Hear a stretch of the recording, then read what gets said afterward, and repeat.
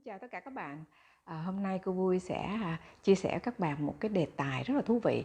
Đó là nhìn tướng đoán sức khỏe. Và cô vui sẽ bắt đầu bằng một câu chuyện có thật nha.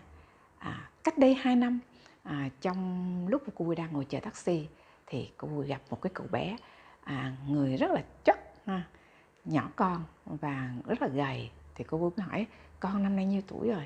Cái cậu ấy nói là dạ con 13 tuổi. Cô vui nói bằng tuổi con của cô đó. Vậy con cao nhiêu, nay nhiêu ký rồi? Cái cậu mới nói là dạ con 1m55, nặng là 25 kg ở cô. Cô nhẩm nhanh ở trong đầu cô cậu này thiếu khoảng từ 20 đến 30 kg so với chiều cao, nên hàng gì là gầy là đúng rồi. Cô mới hỏi tiếp: giờ cô đoán nha, có phải con nè rất là thích ăn đồ khô nè, đồ chiên nè, đồ nướng nè, ít uống nước nè, không thích ăn rau nữa đúng không? Cái cậu giật mình quá đó: ôi sao cô biết hay vậy? Bộ cô là thầy bói hả? Cái cô nói không phải, cô vui không phải là thầy bói. Thì thực ra là cô vui học được cái bí kíp từ cái phương pháp thực dưỡng Osawa.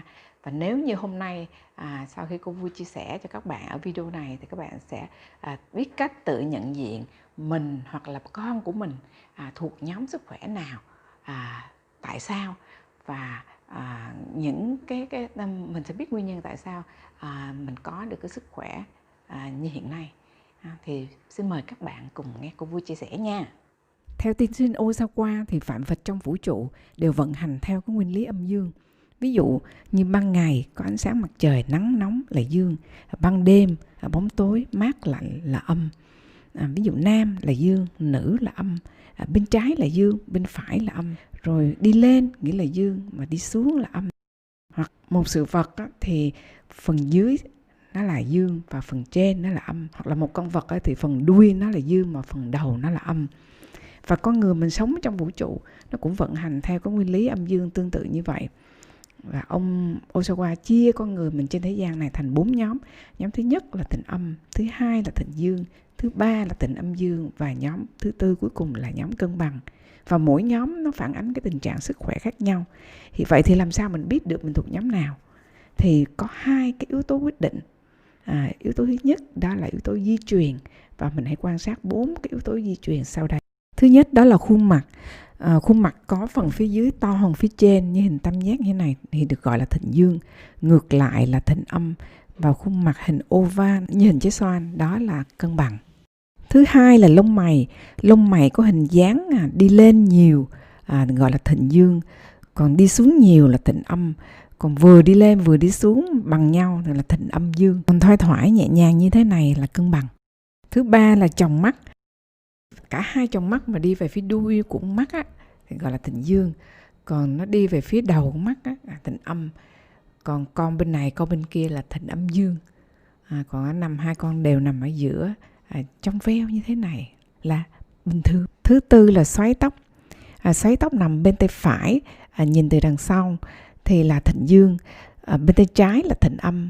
Còn cả hai bên là thịnh âm dương. Còn nếu nó nằm ngay chính giữa, đằng sau hay đằng trước, được gọi là cân bằng. Cô này nhìn dễ thương ghê không? Bây giờ mình sẽ xét đến nhóm yếu tố thứ hai, không phải di truyền, gồm có 4 yếu tố: dáng người nè, thói quen ăn uống sinh hoạt nè, đời sống tinh thần và triệu chứng bệnh lý. Đây mới là cái nhóm yếu tố quan trọng vô cùng, nó sẽ quyết định được mình thuộc nhóm sức khỏe nào nhé. Nhưng trước hết là mình cần biết thêm về cái nguyên lý âm dương trong vũ trụ. Ví dụ như là ốm, thấp, ngắn là dương, cao, to, dài lại là âm, khô, ráo, co rút là dương, và ẩm, nhiều nước, trương nở là âm, cứng là dương và mềm là âm, mặn, đắng là dương, còn cay, chua, ngọt, lạc hoặc là béo là âm. Đây, bây giờ mình thử áp dụng thực tế rồi mới thấy nó thú vị vô cùng nè. Thứ nhất là nhóm thịnh dương, là những người có cái tướng mình hạt xương mai, thấp người, có chế độ ăn uống thịnh dương. Ví dụ như ăn đồ khô, đồ chiên, đồ nướng nè, ít ăn rau, lại uống ít nước nữa, khoái ăn mặn nè, uống đắng là như cà phê chẳng hạn. Như trường hợp cậu bé mà cô vui gặp thì đích thị là cái nhóm thịnh dương ha. Hoặc là bạn nào học tập quá độ nè, hoặc là làm việc áp lực cao, hay là sống trong một cái gia đình mà hay có cái không khí rất là căng thẳng, hay là sống trong cái sự oán hận, cô đơn nè, hoặc là sử dụng các cái sản phẩm có giải trí mang tính bạo lực thì cũng thuộc cái nhóm thịnh dương này.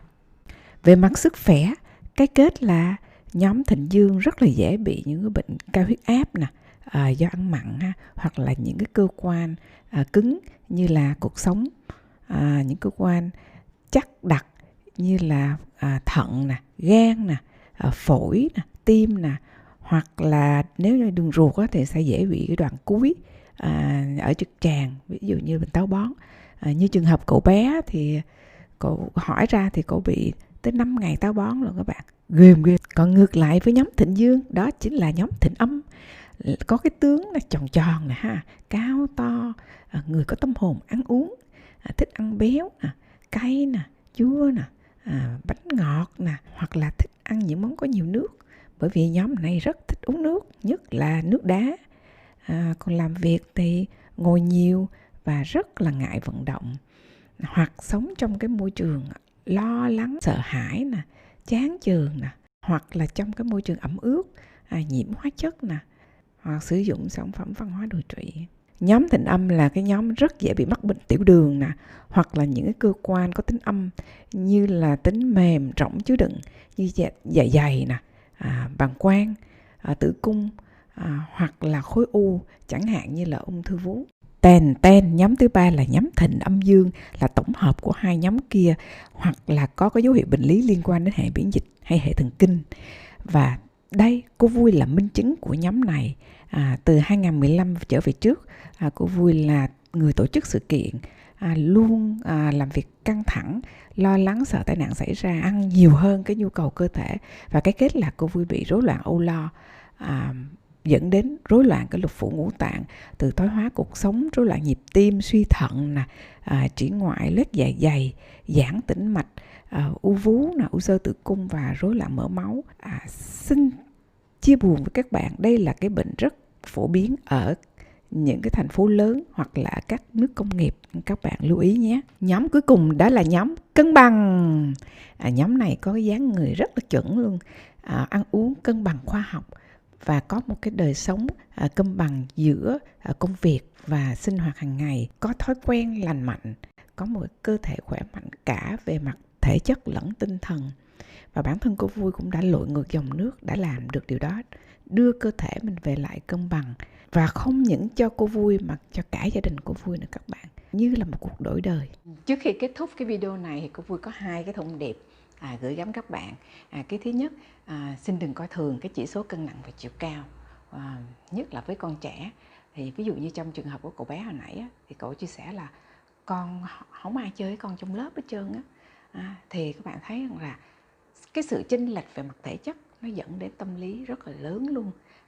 Bạn thì quá nhỏ con, xong các bạn trong lớp đã ở độ tuổi dậy thì rồi, còn bạn này nhỏ con như cấp 1 nên cái tâm lý cũng trẻ con như cấp 1, nhõng nha nhõng nhẽo thì làm sao mà ai chơi được. Đấy, nên là hãy đưa cơ thể mình ở cái trạng thái vừa cân, dư cân cũng không được mà thiếu cân cũng được là tốt nhất. Điều thứ hai đó là nếu như mình thuộc cái nhóm sức khỏe mất cân đối 1, 2, 3 thì cũng không sao hết. Mình có thể dùng cái phương pháp thực dưỡng Osawa để giúp mình lập lại cái hệ cân bằng cho cơ thể mình. Nhưng với một điều kiện các bạn phải kiên trì. Thì cô Vui sẽ tiếp tục chia sẻ những kiến thức về thực dưỡng cho các bạn. Ví dụ như là những cái nguyên lý âm dương trong thực phẩm, mình chọn thực phẩm nào, ăn làm sao để mà phù hợp với cơ thể mình. Đấy, thì ở những video tiếp theo, miễn như các bạn nhớ đăng ký theo dõi, và hy vọng thì cái video này sẽ rất hữu ích các bạn. Hãy chia sẻ cho nhiều người cùng biết nha các bạn.